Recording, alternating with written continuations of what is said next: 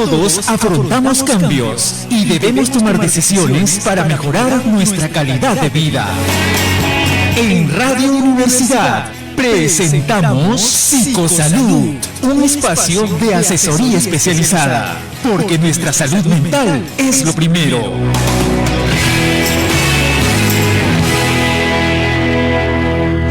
¿Qué tal? ¿Cómo están? Muy buenas tardes. Bienvenidos a una edición más de Psicosalud a través de TV UNSA, a través de Radio Universidad, ambos medios de comunicación oficiales de la Universidad Nacional de San Agustín de Arequipa. ¿Cómo están todos ustedes en casa?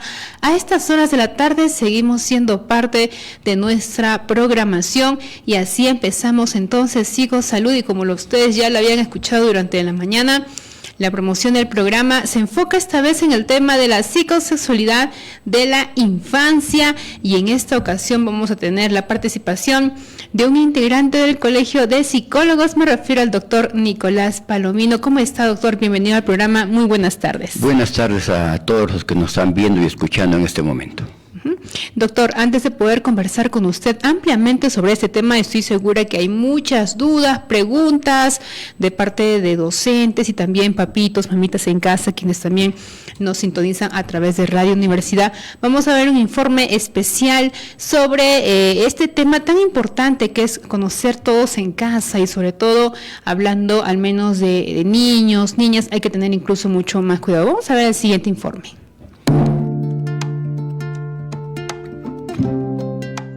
La infancia es la etapa de la vida que se caracteriza por la curiosidad, la exploración, la observación y el descubrimiento. Los niños, jugando y experimentando, se van conociendo a sí mismos y al mundo que les rodea. Por ello, el comportamiento sexual del niño le permite desarrollarse y adaptarse a su entorno mediante el conocimiento de su cuerpo y el de otras personas, la repetición de conductas que le producen sensaciones de placer y bienestar, la imitación del comportamiento de otros niños y de las personas adultas que les rodean, la asignación de un significado a sus vivencias, experiencias, sentimientos y sensaciones. Los niños descubren las similitudes y diferencias entre sus cuerpos y que tocar y acariciar su cuerpo les produce placer. Toman conciencia de la pertenencia a un determinado sexo, van incorporando roles y comportamientos relacionados con el género e imitan los comportamientos de las personas que les rodean. Las motivaciones de la sexualidad infantil no tienen nada que ver con la sexualidad que empieza a manifestarse en la pubertad y la adolescencia, ni con la sexualidad adulta.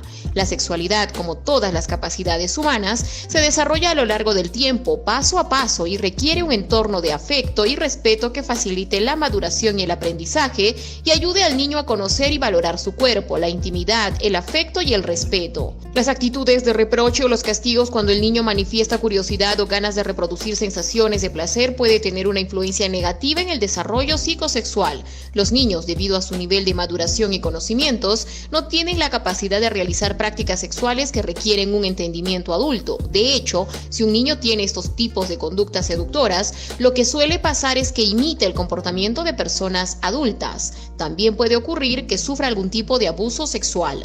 Durante la infancia es muy importante aprender a reconocer las conductas de abuso y violencia. El niño tiene que poder identificar correctamente las situaciones que le provocan malestar, dolor, vergüenza, culpa. Si cuando alguien se comporta invadiendo su intimidad o atentando contra su integridad física o emocional, puede asociar sus emociones desagradables a que la situación es perjudicial y a que se encuentra en peligro, entonces podrá pedir ayuda a una persona de confianza. Los comportamientos sexuales propios del desarrollo sexual en la infancia suelen producirse entre niños que se conocen de la misma edad y altura, con poca frecuencia, de forma voluntaria. Estos comportamientos son fáciles de redirigir. Los comportamientos que deben alertar son masturbación compulsiva, conductas de seducción, conductas propias de la sexualidad adulta, interés sexual por niños o niñas más pequeños, interés excesivo por la pornografía, conocimientos sobre sexualidad impropios de su edad, lenguaje sexual explícito propio de mayores.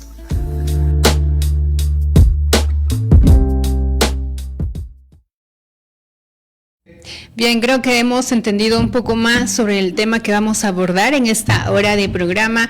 Si usted tiene niños, niñas en casa y tal vez hay alguna conducta en la cual usted no lo vea normal propio de su edad, algunos tocamientos de repente, al ver cuando papá o mamá se vayan, algunas preguntas incómodas de repente por ahí, ¿no? Juegos indebidos también, para algunos papás o mamás dicen es propio de su edad, es normal, para otros de repente no y se asustan asusan un poco y la pregunta es ¿qué hacer, no? ¿Cómo actuar? ¿A dónde ir? ¿Si está bien o está mal? ¿Cómo le digo? ¿Si es el momento indicado para hablarle a mi hijo, a mi hija?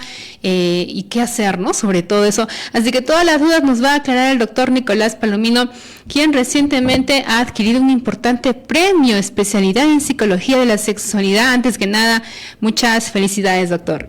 Gracias. Sí, es un premio que nos han dado por especialidad en Lima, y debemos viajar el 26 o 27 para poder recibirlo en Lima, ¿no?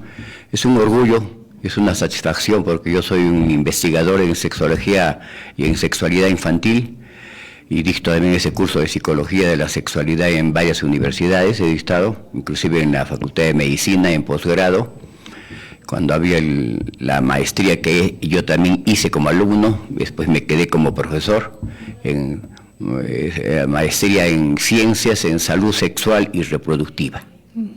Bien, doctor, entonces vamos a aprovechar mucho de su conocimiento, sus investigaciones, para aclarar algunas dudas que podamos tener nosotros, iniciando tal vez con una definición general, ¿no? ¿A qué nos referimos cuando hablamos de psicosexualidad? Cuando hablamos de psicosexualidad estamos refiriéndonos a la sexualidad de un niño fundamentalmente, ¿no? La sexualidad es una creación, nacemos con las bases biológicas de la sexualidad, que es el sexo, y todo el contenido de nuestra sexualidad es un contenido sociocultural, lo vamos elaborando, creando, cambiando en el tiempo, ¿no? Entonces, la sexualidad es un elemento importante de nuestra personalidad. Los psicólogos debiéramos estar muy enterados de este tipo de temas, porque los psicólogos tenemos que ver y estudiar la personalidad de un individuo. Y esa personalidad tiene 5 dimensiones: la dimensión cognitiva o intelectual, la dimensión afectiva, la dimensión social, la dimensión conativa volitiva, plantearse metas y ejecutar, ¿no? Y la función sexual. Entonces, nuestra sexualidad o nuestro sistema sexual, si queremos hablar de la parte biológica solamente, ¿no?, es algo que nace con nosotros. Así como nacemos con emociones, no aprendemos las emociones, solamente una la aprendemos durante el primer año, pero las otras 5 o 6 venimos con ellas ya genéticamente dadas, ¿no? Solamente vamos a formar sobre la base de las emociones los sentimientos, ¿no? Entonces igual nacemos con sexo, que es la parte biológica de la sexualidad, y ya el sexo o sistema sexual ya está funcionando en un feto a partir de la 13ª semana, o sea, después de los 3 meses, la sexualidad, o sea, el sexo biológico de un niño está completamente ya estructurado. Y existe ya respuesta sexual, una respuesta sexual humana, muy similar a cuando este niño va a nacer, ¿no? Entonces, definitivamente, por eso que se habla también, no solamente se habla de la sexualidad, no, después del nacimiento, sino hablamos de una sexualidad prenatal, sexualidad prenatal y sexualidad postnatal. Se habla inclusive de masturbación prenatal, o sea, hay ecografías que prueban de que existe, digamos, masturbación en fetos a partir de los 3-4 meses. Hay un video, digamos, subido en internet, donde se observa a un feto de 12 o 14 semanas, me parece, ¿no?, masturbándose más de 18 minutos. Entonces, para que vean ustedes que la sexualidad está funcionando mucho antes de nacer, como también otros sentidos en el ser humano. Hay varios autores, doctor, que hablan sobre este tema, bastante información, ¿no?, entre libros, artículos, entre de ellos el autor es Freud, que habla sobre fases, ¿no?, fases incluso en el momento de que el bebé toma el biberón, ¿no?, o cuando aprende de repente a acudir al baño, a avisar, ¿no?, en el caso de que quiera de repente hacer sus necesidades, el reconocimiento de sus partes íntimas también, ¿no? En todo caso, habría que entender eso de que desde los primeros días de vida incluso, ¿no?, ya se habla de desarrollo que incluso repercute a futuro, doctor, en la vida adulta de la persona. Mire, hay algo que hay que aclarar muy bien, ¿no? La teoría de Freud sobre la sexualidad es una teoría obsoleta, ¿no? Ya no se considera, porque Freud pensaba que los niños o niñas se masturbaban a partir de los 3 años, completamente falso. los sexólogos, digamos, y los tocólogos, ¿no?, han descubierto que hay niños o niñas que se masturban a partir del primer mes de nacido, segundo, tercer, cuarto mes. En una investigación que hice yo acá en Arequipa, en un jardín donde yo todavía sigo trabajando en un colegio, ¿no?, definitivamente encontramos que la primer personita que su mamá vio que una vez se tocó su vulva y después siguió haciéndolo, o sea, ya empezó a masturbarse, el primer tocamiento es autoestimulación, es solamente autoexploración, curiosidad. El ser humano nace con una tremenda curiosidad de conocer su propio cuerpo y conocer todo lo que le rodea. Y entonces comienza a agarrarse la cara, meterse el dedo en la nariz, a los ojos, jala los pelos, etcétera. O sea, hace todo para poder conocer. Toca un órgano y ese órgano, ¿no?, le va produciendo, digamos, la formación de una especie de esquema corporal o imagen corporal, ¿no? Y así poco a poco el niño va elaborando su esquema corporal. Entonces, definitivamente, digamos, los niños, varios autores, tremendos sexólogos, ¿no? Inclusive, digamos, el gran Kinsey es el llamado zoólogo del sexo, ¿no? En el año 48, en el año 50, vemos eso hace más de 70 años, 80 años casi, ¿no?, que hablaba, pues, de que los niños que se masturban y que la masturbación tiene efectos positivos, sobre todo en las mujeres, porque casi no se encuentran mujeres que se hayan masturbado en algún momento de su vida que después puedan tener disfunciones sexuales. Pero sí existe, ¿no?, una gran cantidad, mayoritariamente, de mujeres que nunca se han masturbado y tienen disfunciones sexuales, falta de orgasmo, falta de excitación, etcétera, etcétera, una serie de disfunciones o dolor en el coito, etcétera, ¿no? Entonces, tenemos que ver, digamos, de que definitivamente Freud se equivocó. Él pensó que la masturbación empezaba a los 3, 4 años, pero ahora inclusive podemos hablar de que la masturbación puede empezar prenatalmente, ¿no?, y postnatalmente. Es la primera conducta sexual que aparece en el ser humano y la última conducta que termina en el ser humano. Porque hay seres humanos que ya tienen 70, 80, 90 años, de repente ya no tienen, o tienen problemas de erección, una disfunción eréctil, pero pueden masturbarse, o pueden ser estimulados por otra persona. A eso no se llama heteromasturbación, no, la masturbación es lo que uno hace consigo mismo. Si lo hace otra persona es un coito manual o es una estimulación heterosexual, ¿no? Entonces, yo creo que es importante que los papás sepan que los niños en cualquier momento de su vida, desde los 2, 3 meses de edad, van a comenzar a masturbarse. Si les cuento algo acerca de la investigación que hice yo sobre masturbación infantil a través de las mamás cuyos niños asistían a aula de 5 años en un jardín que yo trabajo, ¿no?, definitivamente encontramos que durante el primer año, como les decía al principio, la primera niña a los 4 meses se empezó a masturbar, el primer niño a los 6 meses. Durante el primer año, el 33% de niñas se empezó a masturbar durante el primer año de vida, y el 25% de niños. En el segundo año las mujercitas siguen ganando a los hombrecitos. El 44% de niñas se masturban durante el segundo año, o sea, empiezan su masturbación, y solamente un 25% de niños. En el tercer año baja la frecuencia en las niñas y sube a 33 en los niños. Hasta los 4 años, desde el nacimiento hasta los 4 años, los niños pueden empezar a masturbarse. Entre los 4 y los 5 años, en nuestra muestra no encontramos ningún rastro de inicio de masturbación. Entonces la masturbación podríamos decir que se va a instaurar antes del nacimiento, ¿no?, y puede aparecer durante los 4 primeros años, y posiblemente después en la etapa de la pubertad. Sabemos que la pubertad es maduración sexual, y eso implica una serie de hormonas, tanto estrógenos como progesterona y andrógenos, etcétera, que pueden estimular el deseo sexual, ¿no?, y puede aparecer, digamos, la masturbación adolescencial. Pero algo curioso que se da, digamos, en estos niños pequeños, ¿no? En total, la frecuencia de masturbación en las niñas es un 60%, en la investigación que hice yo, y 65% de niños. O sea que hay 35-40% de niños o niñas que no se masturban, ¿no? Son una especie de niños que son poco interesados en lo sexual, como que no les interesa, no hablan de sexo, no hacen preguntas, no juegan sexualmente, no se desvisten, no dicen que están enamorados de una amiga o de la profesora, etcétera, ¿no? No nos olvidemos que la asexualidad es más propio de mujeres en un 3 o un 4% y en hombres entre un 1 a un 2%. Entonces existe asexualidad genética, ¿no? Entonces, la primera conducta que vamos a observar como papás y que los papás deben tener en cuenta es que el niño se puede tocar su penecito, o si es mujercita, se puede tocar su vulva, no vagina. Muchas personas hablan del órgano rostral de una mujercita como que fuera vagina. La vagina no es un órgano fuera del cuerpo, solamente se encuentra la entrada de la vagina en la vulva. La vagina es un órgano intermedio de comunicación entre la vulva y el útero. Entonces no hablemos de vagina, sino hablemos de vulva, ¿no? Es muy importante. Ahora, algo que es interesante saber, ¿no? Si los hombres, por eso se dice que las mujeres son seres mucho más completos y más especializados que nosotros. Y al canto viene la situación siguiente.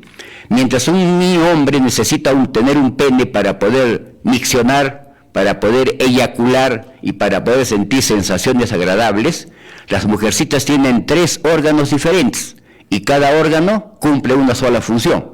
La función de la vagina es fundamentalmente una función de procreación, salvo el primer tercio interno, que son 2,5 centímetros, 3 centímetros, que tiene, ¿no?, sensores eróticos sexuales. Los 2 tercios internos no tienen sensores eróticos sexuales, solamente tienen un sensor para la expansión globular, cuando el feto va a salir o cuando hay una situación de inflamación aguda, ¿no? Entonces, eso es muy importante reconocerlo, y el meato urinario de una mujercita sirve solamente para miccionar y para eyacular en aquellas mujeres que eyaculan, ¿no?, por estimulación del punto G. Y el clítoris, que está en el vértice superior de los labios menores, ¿no?, ese clítoris tiene una única función, que es una función exclusivamente de deparar excitación y placer u orgasmo sexual. Entonces vemos que las mujeres tienen 3 órganos y cada órgano con una función, y nosotros solamente tenemos uno con 3 funciones. ¿Quién está más especializada? Las mujeres. No es que lo diga porque yo soy un psicólogo feminista, definitivamente, y creo que los psicólogos debiéramos ser psicólogos feministas, porque el feminismo no es como algunos creen, ¿no? Algunos dicen, pues yo no creo ni en el machismo ni en el feminismo. ¿Por qué? Porque es lo contrario del machismo. Mucho cuidado, no confundamos los términos. El término opuesto de machismo es el embrismo, y el feminismo no es embrismo, empezó siendo embrismo. Ellas querían que se acabe con todo lo que el hombre había creado en el mundo, literatura, letras, ciencias, todo. Pero ahora el feminismo es una creación moderna, nueva, donde vemos equidad y sobre todo igualdad de género. Igualdad de género no significa que tengamos el mismo género. La gente a veces se confunde, ¿no? O que tengamos ideología de género, son gente que no tiene ni conocimiento acerca de la sexualidad de un niño, ¿no? Definitivamente, digamos, la sexualidad es fundamentalmente aprendida, lo aprendemos, y el género igualito. Un niño nace y apenas está viendo al papá y ve a la mamá y comienza a darse cuenta que el papá se asemeja a él, y como se asemeja a él, empieza a imitarlo y a identificarse con el papá. De repente la mamá también usa pantalones como el papá, ¿no? Pero se da cuenta que la mamá tiene pelo largo y el papá tiene pelo corto, y lo puede distinguir por el pelo y ya no por el pantalón, porque las mujeres usan ahora bastante pantalón. Nos han igualado en el uso del pantalón, ¿no? Claro que sí, doctor. Entonces vean ustedes que definitivamente, digamos, ahora, esta investigación se hizo con la intención de ver si es que las mamás aceptaban la masturbación de sus hijos o no. Y el 79% de mamás no la aceptaban. Vean ustedes, 79%. Pero ¿qué significa que una mamá no acepte esta masturbación, que es un acto completamente normal, natural y saludable? No porque lo diga yo, sino porque lo dicen los grandes sexólogos a nivel mundial, como Master y Johnson, Sarnos y Sarnos, Kinsey, etcétera, una serie de sexólogos muy objetivos y muy científicos, que nada tienen que ver con religión. Es realmente la religión la que ha permitido que hasta ahora en nuestro siglo XXI todavía estemos pensando que todo lo que se refiere a sexo o sexualidad es malo, sucio, pecado, hace daño, etcétera. Sigue siendo un tabú ese tema de repente, doctor, en algunos casos, ¿no? Y hay bastante resistencia, incluso de padres de familia, que no quieren hablar o tocar ese tema con sus papás, con sus hijos. Y bueno, la pregunta en todo caso sería, ¿hasta qué punto se puede tolerar que un hijo, una hija, un menor, un niño, niña, ¿no?, esté tocando, ya no como un tema de autoexploración, conocimiento, sino ya como tener autoplacer, ¿no? Eso es algo que de repente los papás puedan interrogarse, puedan preguntarse, ¿no? Porque también imagino que debe haber un punto en donde es normal y lo que ya no. Claro. Mira, se han hecho investigaciones a raíz de la Segunda Guerra Mundial, donde habían judíos en cárceles alemanas, donde ellos hacían experimentos con este tipo de personas, donde los hacían masturbarse a esas personas día y noche, durante meses, y a veces hasta años, ¿no? Salieron estas personas y ¿qué demostraron? Ya se acabó su vida fértil, ya no tenían una buena erección, completamente falso. Entonces hay autores que dicen que ni siquiera donde hay excesos en la masturbación o en el coito, se puede dañar la capacidad fecundativa del hombre o su capacidad erótica. Y eso es verdad, ¿no? Entonces, ahora, cuando tú hablas de algunos niños que son muy pocos, raros, ¿no?, que tienen lo que se llama una masturbación compulsiva, eso, ¿ya? Igual como la persona alcohólica es un compulsivo con el alcohol, el adicto es un compulsivo con las drogas. Entonces, la compulsión es un rasgo característico de cualquier tipo de adicción. Yo puedo ser adicto al fútbol, puedo ser adicto a la lectura.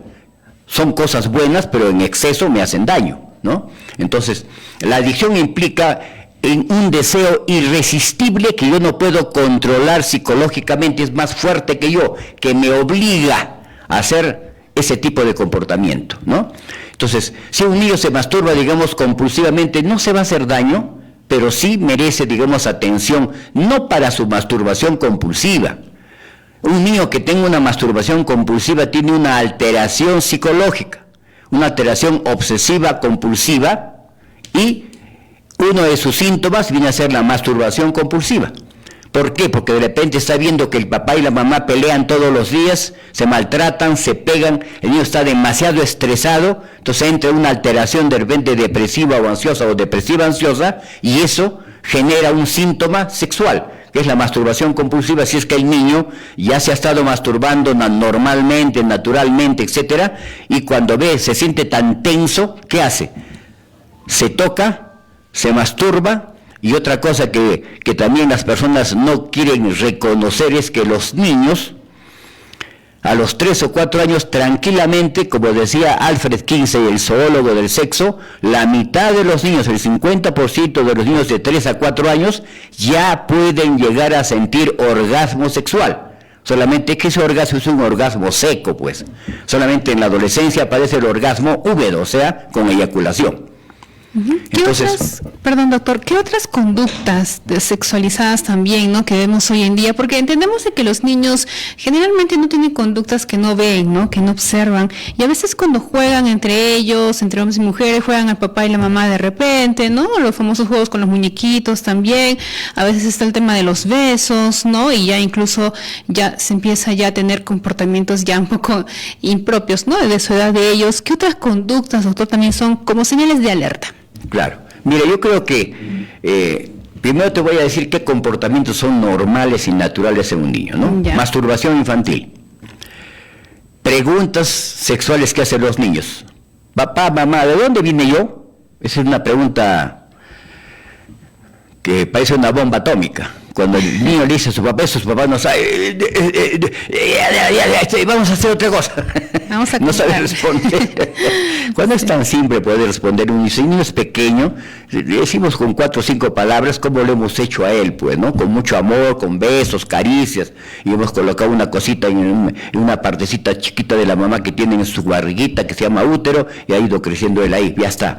A los 5 o 6 años vamos a ser mucho más minuciosos en contarle, pues, que el papá colocó su pene dentro de la vaginita de la mamá, ¿no? Pero sentía mucho placer y mucha alegría porque lo hicieron con mucho amor y mucho cariño. Eso, importante.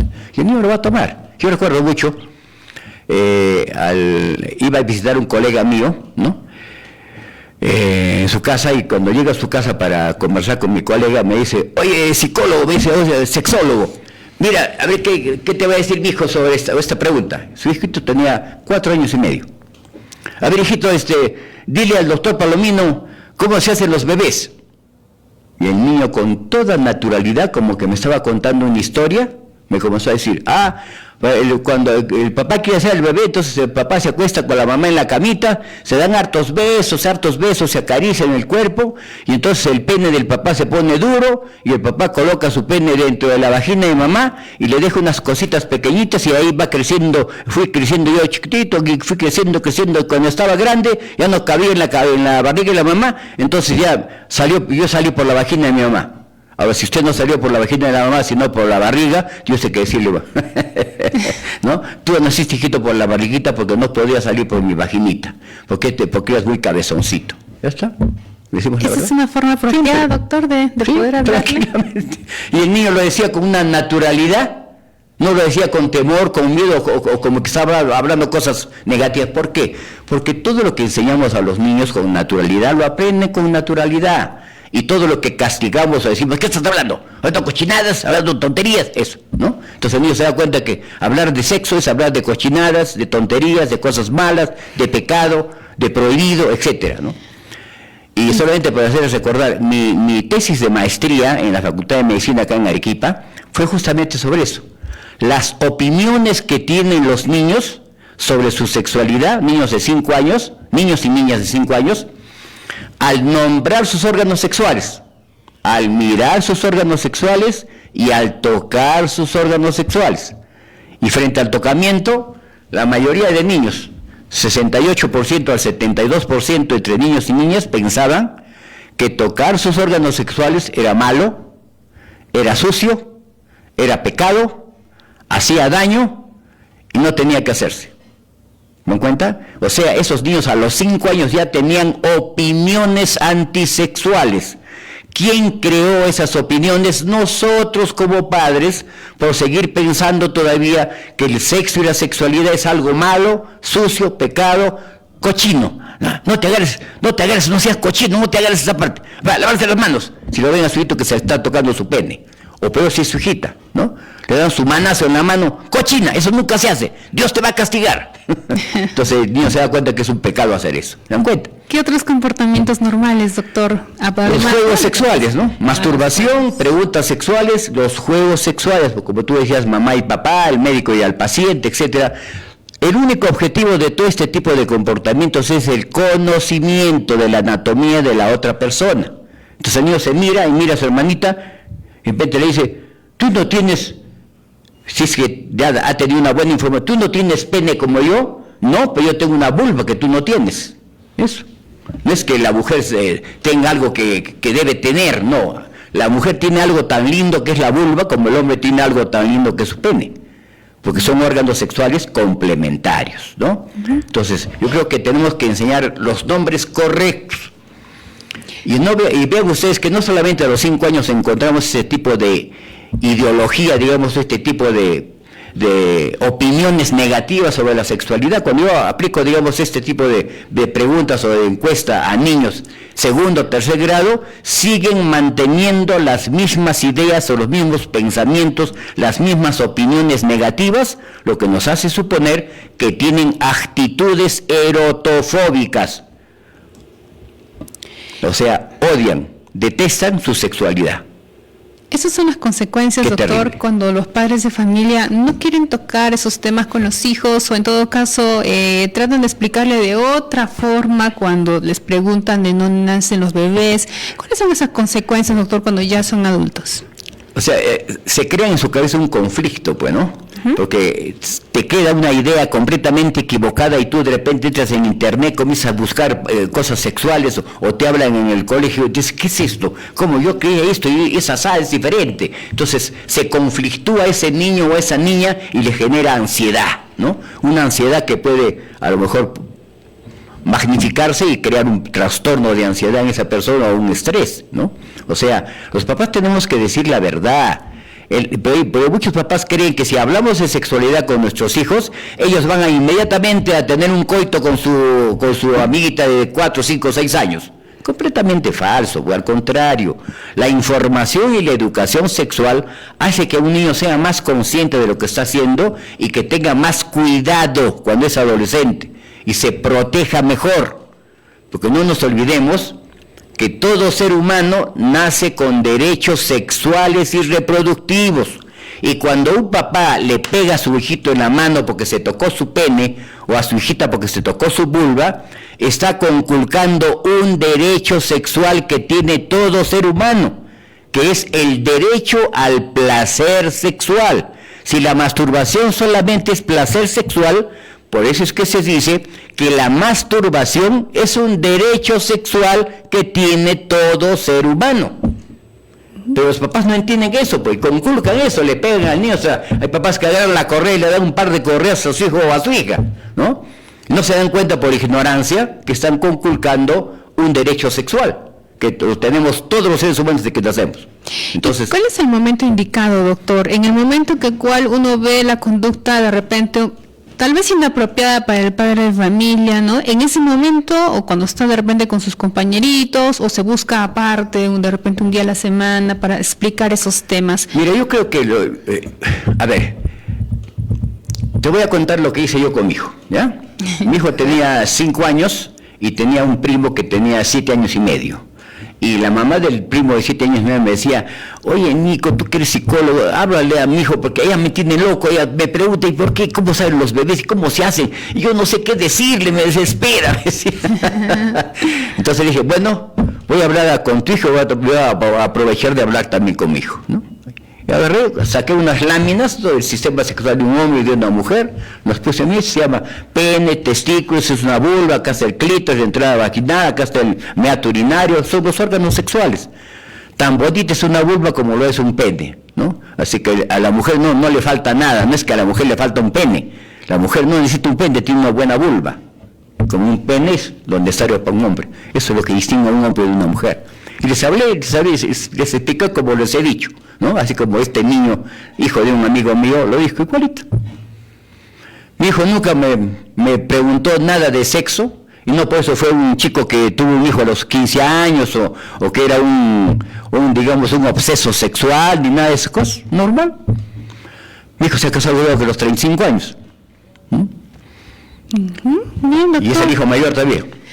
Bien, doctor, tenemos algunas consultas, pero lo vamos a dar a conocer después de la pausa. Recuerden, por favor, que nos pueden escribir al número 992-761-147 para todos quienes tienen alguna duda, tal vez, ¿no?, sobre este tema tan importante que es, sobre todo, salir de cualquier tipo de duda que podamos tener, ¿no? Y sobre todo aprovechar ahora y en el momento que se pueda consultar con los especialistas. Nos vamos a una pausa y regresamos con más aquí en Psicosalud. Todos afrontamos cambios y debemos tomar decisiones para mejorar nuestra calidad de vida. En Radio Universidad presentamos Psicosalud, un espacio de asesoría especializada, porque nuestra salud mental es lo primero.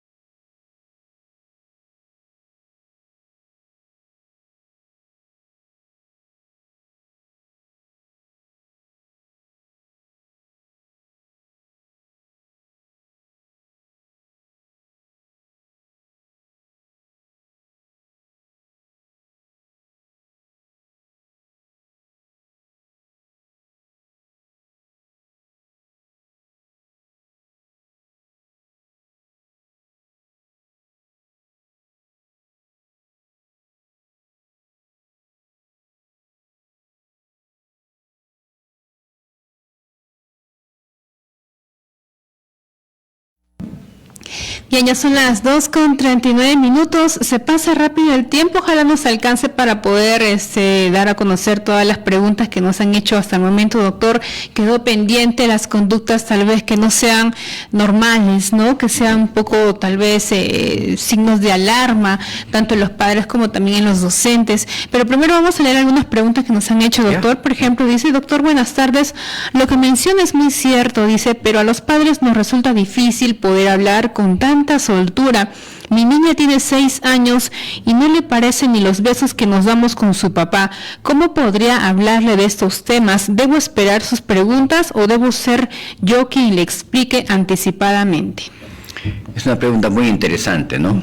Hay niños que no tienen mucho interés en lo sexual y no hacen preguntas de tipo sexual, ¿no? Prácticamente un 75%, en una investigación que hice yo acá en Arequipa, en jardines de infancia, el 75% de niños y niñas hacen preguntas de tipo sexual. Desde preguntas sobre los órganos sexuales, la segunda pregunta es la pregunta bomba atómica: papá, mamá, ¿de dónde vine yo? Terrible, ¿no? Después, ¿cómo se casan? Cuando el chico ve que uno se está besando con la esposa, se están casando, ven a los hermanos normales que están besando, se están casando, ven como sinónimo de casamiento. Qué lindo. Y cómo salen los bebitos, cómo se forman ahí, cómo viven, cómo se alimentan, ya son preguntas mucho más complejas. El niño pregunta de lo más simple a lo más complejo, porque su nivel intelectual va creciendo, pues, va madurando, ¿no?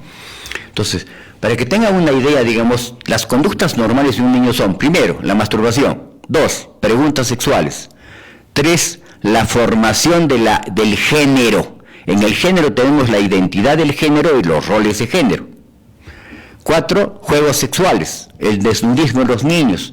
Puede aparecer lo que se llama el primer flirt infantil, el primer enamoramiento infantil, pero sabemos que los niños no pueden enamorarse, pero sí pueden tener emociones, o sea, fijaciones emocionales.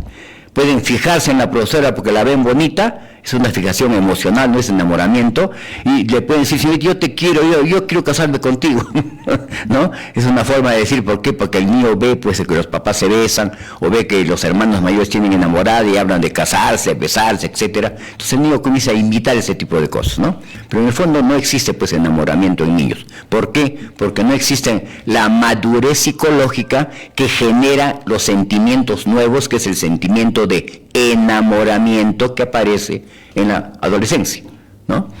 Entonces, eso podemos verlo ahí, ¿no? Ahora, hay algo que es patológico, ¿no? Por lo menos la psicología lo toma aún como patológico, pero la sexología moderna no lo toma como patológico. La famosa transexualidad, ¿no? La transexualidad no aparece como muchos creen en la adolescencia. La transexualidad aparece primero en las niñas. A partir de los 2 años y 3 meses, una niña puede ir formando una identidad de género masculina.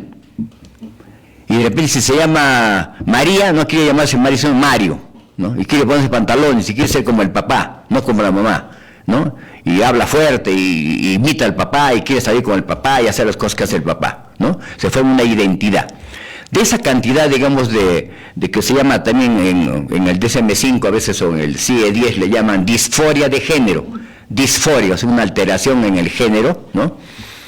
Del 100% de niños que tienen, de niñas o niños, en las niñas 2 años, 3 meses aparece esta disforia. En los niños a partir de los 3 años. 3 años, 3 meses, 3 años y medio. Demora más en aparecer en los niños. Desde el 100% de niños o niñas que tienen este tipo de disforia de género, o que tienen una identidad sexual del otro sexo, de ese 100%, ni siquiera la mitad van a ser realmente transexuales durante toda la vida. Menos de la mitad van a ser transexuales y la otra mitad van a ser homosexuales, bisexuales, o van a tener, digamos, otro tipo de orientaciones de la sexualidad, ¿no? Doctor, entonces, ¿quiénes serían los más indicados para poder hablar sobre esos temas de sexualidad? ¿Los padres de familia o los docentes en los centros educativos? Vean ustedes, el padre tiene la obligación como padre de dar información y educación sexual a los hijos, pero ¿Qué hacemos con nosotros como padres que somos ignorantes y que no damos orientación ni información sexual? Yo lo compruebo eso a cada momento, ¿no? Si entro, digamos, de repente a 6º grado y les digo a las niñas, niños, que, a ver, levanten la mano aquellas niñas o niñas cuyo papá les ha hablado del sexo y la sexualidad. Ni el 10% de niñas o niños levantan la mano. Cuando voy a la universidad les hago la misma pregunta. A ver, chicos, señoritas, jóvenes, levanten la mano aquellos que creen que han tenido información y educación sexual de sus padres. Ni el 15% levanta la mano. Entonces, los padres no cumplen con una obligación que es de padres dar información y educación sexual, porque no tienen información, porque tienen mucho miedo, porque siguen pensando que el sexo y la sexualidad es algo malo, perverso, etcétera, pero sin embargo ellos lo hacen todos los días con la esposa. Así es, bueno, ¿no? Porque también tiene que haber un poco de coherencia en lo que ellos escuchan de los papás y lo que escuchan también en los colegios, ¿no? Claro, de los docentes. Entonces, por eso es que se obliga, digamos, por eso que surge la situación de la educación sexual en los colegios. Pero en este momento la información y educación sexual en los colegios también es casi nula, porque los profesores no saben. ¿Y por qué no saben? De repente saben, pero no lo quieren decir porque tienen actitudes erotofóbicas. Siguen pensando que el sexo y la sexualidad es malo, hace daño, es perversa, etcétera. Entonces, eso hace que ellos no den una buena información, y si hablan de sexo, lo hablan demostrando en su lenguaje corporal que están hablando de cosas un poco feas, sucias, etcétera, ¿no? Y el niño más capta el lenguaje corporal que el lenguaje lingüístico, ¿no? Entonces se va a dar cuenta que está hablando y el niño también se pone igualito. Mira, como que huele mal ese asunto. Doctor, vamos con la siguiente pregunta. Dice, doctor, buenas tardes. ¿Qué láminas recomienda utilizar cuando se explican temas de sexualidad en los niños? ¿Cómo no escuché la pregunta? ¿Qué láminas, dice, recomienda utilizar cuando se explica temas de sexualidad a los niños? De repente un dibujo de un niño desnudo y una niña desnuda, ¿no? Entonces vamos a ver que la niña pues no tiene vello, entonces el niño va a preguntar, mamá, ¿y tú por qué tienes vello ahí? Y esta niña no tiene, porque eres una niña. Cuando ya tú seas adolescente, tengas 10, 11, 12 años, te van a salir vellos a ti, igual hijita, a ti también te van a salir vellos en tu vulva, y te van a crecer los senos. Es parte distintivo de que uno sea mujer o sea hombre, ¿no? Bien, la siguiente. Con naturalidad. Es como decir, esto se llama nariz, o sea, las mamás enseñan a los hijitos, a ver, agárrate la boquita, le ponen la boca, agárrate la naricita, le ponen agárrate la frente, pues nunca decimos agárrate tu pene o agárrate tu vulva, nunca lo decimos, pues. Es parte de su cuerpo también. Claro. ¿Ah? Entonces, ¿por qué segregamos eso? ¿Qué cosa tiene esa parte? El ser humano no tiene ninguna parte prohibida, todas son partes útiles. ¿Ah? El sexo y la respuesta sexual es algo genético. Todo lo demás es sexualidad, aprendemos los comportamientos, actitudes, etcétera, eso se aprende, pero debemos aprender buenas actitudes, pues. Así es. Vamos con la siguiente pregunta, doctor. Dice, ¿cómo deben reaccionar los adultos si su hijo por algún motivo se levanta en la noche y ve a sus padres sosteniendo relaciones sexuales? ¿Puede ocasionar algún trauma? Claro. ¿Qué puede pensar? Generalmente un niño, digamos, cuando ve que el papá y la mamá están teniendo un coito, entonces a veces el jadeo, ese tipo de jadeo puede el niño interpretarlo como que el papá le está haciendo daño a la mamá, como que la está lastimando, la está hiriendo. Entonces puede tener una idea negativa de eso, ¿no? Entonces ahí uno tiene que explicarle, pues. Eso tenemos que tener mucho cuidado, no es bueno que un niño vea una relación sexual de los papás. Pero si lo ve por descuido nuestro, entonces tenemos que explicarle, pues tenemos que aprovechar eso para decirle que los papás cuando se casan y se quieren, se besan, se abrazan, y cuando se besan y se abrazan, el pene del papá se erecta, y entonces el papá le coloca el pene en la vaginita de la mamá, y todo lo hacen con amor, cariño. De repente el niño puede decir si es muy hábil y es muy hablador, pero yo sentía que mi mamá que quería llorar, estaba sufriendo. No estaba sufriendo, hijito, estaba sintiendo alegría, contento. Si no, pregúntale a tu mamá, a ver, hijita, dile, no, hijito, no sentía eso, yo me sentía feliz que tu papá estuviera abrazándome, besándome. ¿No? Bien, decirle la verdad, no podemos mentir, ¿qué cosa quieres saber? Hay niños que no dicen tampoco lo que han visto, pero uno se da cuenta, ¿no? Y el niño comienza a tener un poco de fastidio frente al papá, que cree que le ha hecho daño a la mamá, y después ya no le habla al papá, lo trata mal, o no le contesta, o le contesta, no le obedece, etcétera, ¿no? pero el niño no dice exactamente he visto esto, pues. Entonces uno, quien tiene que entender que si el niño ha visto eso, tenemos que hablar de la mejor forma, tranquilamente, con naturalidad, ¿no? Cuando tú seas grande, hijito, y tengas mi porte, tengas 20, 25, 30 años, también te vas a casar, vas a tener tu esposa, y cuando quieres tener un bebito o no quieres tenerlo, vas a hacer lo mismo que yo hago con la mamá. Punto. Sí. Bien, vamos con la siguiente pregunta, doctor. Dice, buenas tardes, doctor. ¿A qué edad es recomendable que los niños o niñas se bañen solos, sobre todo cuando quien está a cargo del hogar es el papá? Yo creo que los papás y las mamás deben bañarse a partir del año y medio o 2 años que ya los niños pueden pararse en sus pies, ¿no es cierto? Entonces yo me puedo bañar, si el baño es grande nos podemos bañar los 4, ¿no? Yo de repente lo baño a mi hijito y mi esposo la baña a la hijita, ¿no? Y entonces los niños van a ver la diferencia de órganos sexuales y van a hacer preguntas, pues, papá, ¿y por qué tú tienes esa cosa larga ahí? Esa cosa larga, hijito, se llama pene. ¿Y por qué mi mamá no tiene? Ah, porque tu mamá tiene una cosa más bonita, más interesante, que se llama vulva, ¿no? Entonces tenemos que valorar, pues, los órganos sexuales, ¿no? No hacerle ver que a la mamá le falta un pene. No, eso lo decía Freud. Las mujeres tienen envidia del pene. Estaba equivocado. Bien, doctor. Seguimos con la siguiente pregunta. Dice, ¿es importante que estos temas se toquen en la escuela de padres? Por supuesto, ¿no? Yo doy, digamos, información y educación sexual a niños y niñas de 5º y 6º grado. Si ustedes ven las preguntas que hacen los niños y las niñas de 5º y 6º grado de primaria, ¿no? Alguna vez se la mostré a la directora, le dije, a ver, ve usted lo que piensan sus niños de 5º y 6º. ¡Ah! Así preguntan, no puede ser, no, pero ¿cómo ellos solitos lo hacen? La directora estaba consternada.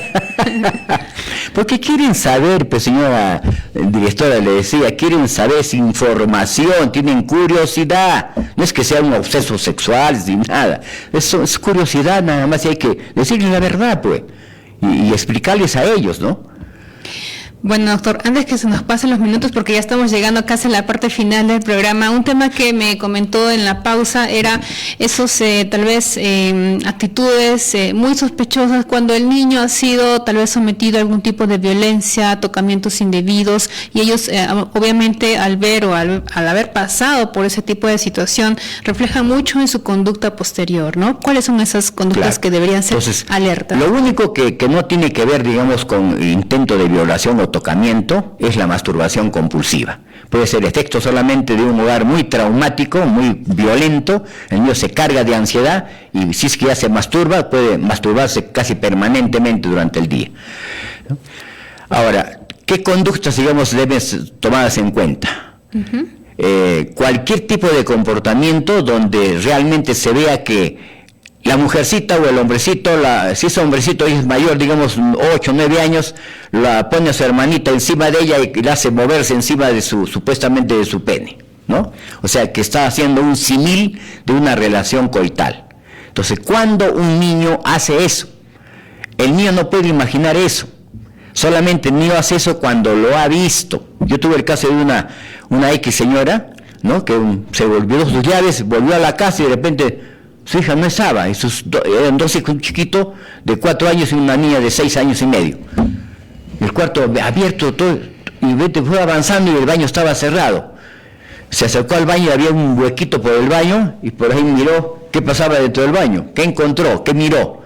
Su hijita estaba echada en el suelo del baño, desnuda, y su hermanito estaba completamente desnudo y ella lo tenía y lo restregaba sobre su vulva, ¿no?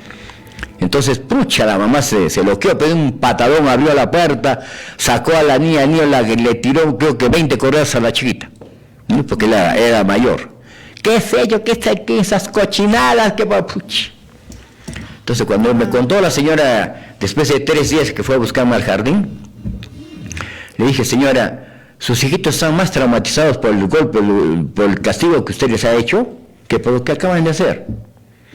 Porque lo que han hecho solamente es fruto de que ellos han visto eso.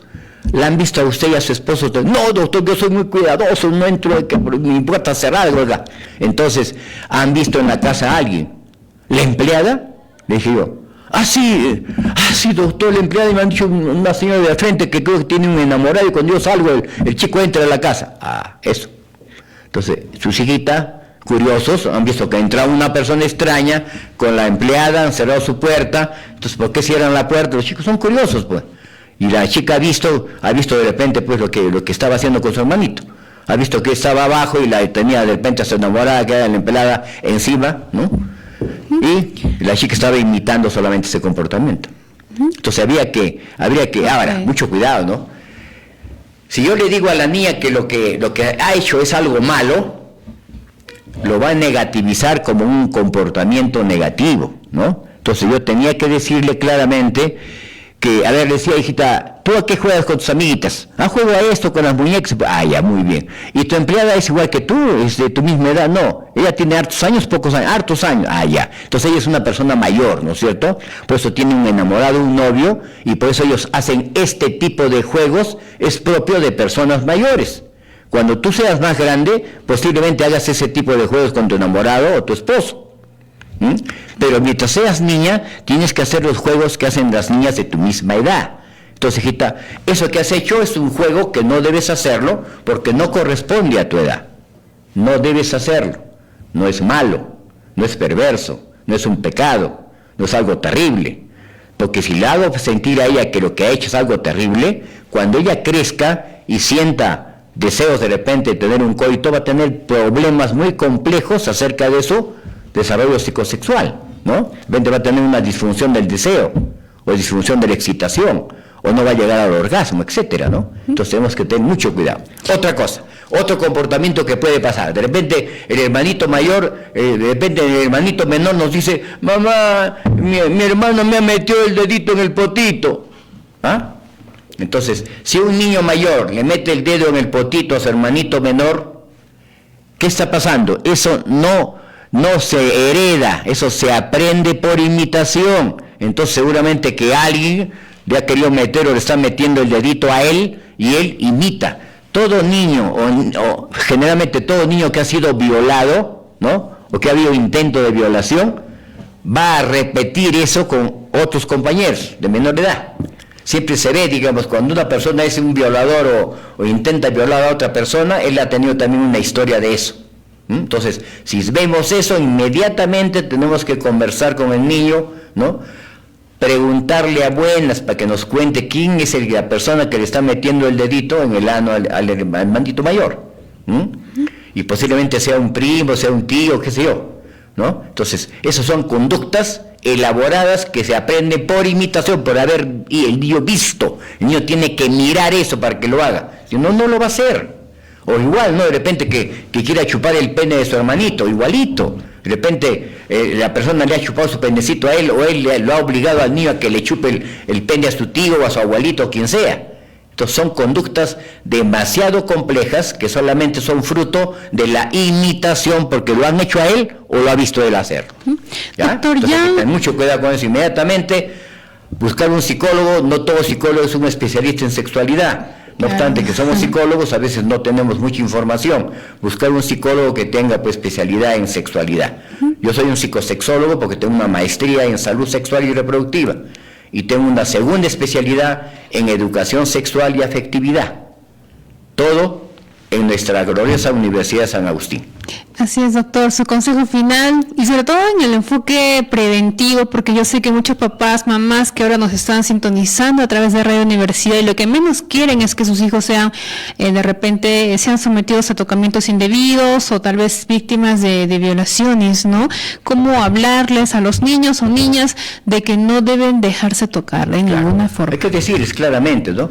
Hijito, tu penecito y tu potito son tus partes privadas, nadie las tiene que tocar, ni tú puedes tocar el pene o el potito de tu amiguito, ni tu amiguito te lo puede tocar, menos cualquier persona, puede ser tu tío, tu abuelito, quien sea, apenas haga eso, tú tienes que avisarme a mí o a la mamá inmediatamente, porque eso no está bien, esa persona está cometiendo un tremendo error, y hasta puede ser un delito, se dice claramente, ¿no? Entonces, de esa forma el niño va a aprender. Tú tienes que aprender a cuidarte, hijito. Nadie, así sea tu profesor, tu amigo, el tío, quien sea, tú tienes que decirle a tu papá y a tu mamá lo que está pasando. Si es en el colegio, decirle a tu profesor. Y tu profesor nos llamará a nosotros para saber qué está pasando. Doctora, ¿qué número, dirección pueden ubicarlo para quienes quieran de repente más asesoría, ¿no? Entre todas las consultas sobre sexualidad y más temas también con usted. Me pueden llamar a mi celular, ¿no? Que tengo, digamos, en uso, es el 959-6619-69. Repito, 959-6619-69. Bien, muchísimas gracias, doctor. Ha quedado chico el tema, lo esperamos en otra edición de Psicosalud para abordar también más temas como estos. Muchísimas gracias. A ustedes también, muchas gracias. Bien, hemos estado hablando con el doctor Nicolás Palomino y también agradecemos al Colegio de Psicólogos, quienes también nos brindan parte de todo su staff de profesionales y poder tocar temas como esos también sumamente importantes y reflexionar en casa y obviamente acudir a un especialista en el caso de que usted vea de que es necesario, ¿no? Y algún tipo de complicación de repente en casa. Ya son a 1 minuto de las 3 de la tarde. De esta manera culminamos con el programa, pero usted siga en sintonía de Radio Universidad. Conmigo será hasta el día viernes. Chao. Todos afrontamos cambios y debemos tomar decisiones para mejorar nuestra calidad de vida. En Radio Universidad presentamos Psicosalud, un espacio de asesoría especializada, porque nuestra salud mental es lo primero.